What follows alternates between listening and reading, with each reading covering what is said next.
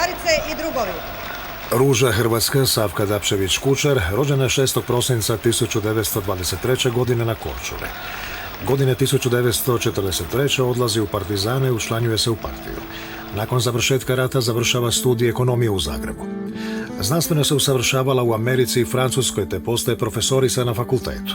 Nakon Rankovićeva pada kao Bakarićev kadar 1967. godine je imenovana za predsjednicu Izvršnog vijeća Hrvatske.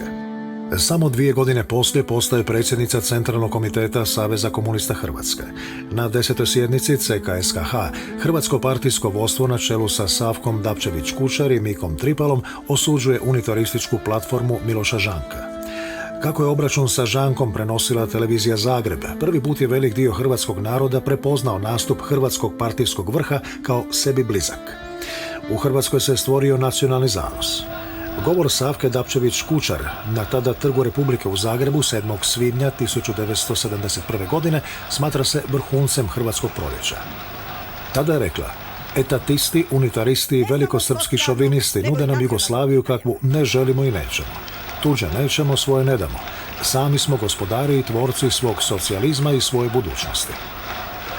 Iako se u govoru pozivala na podršku Titu i Jugoslaviji, reakcije okupljenog naroda stavile su Savku ispred Tita. Znamo da imamo podršku.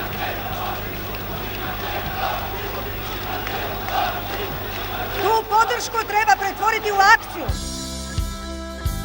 Nakon toga je više nije bilo spasa. Samo pola godine poslije u Karađorđevu Tito smjenjuje reformsko rukovodstvo partije i pokreće masovne progone matičara, studenata i tisuća hrvatskih domoljuba. Savki je onemogućeno javno djelovanje. Tek početkom 90-ih ponovno se uključila u politički život.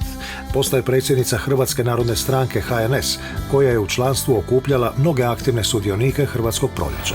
Preminula je 2009. godine u 86. godini.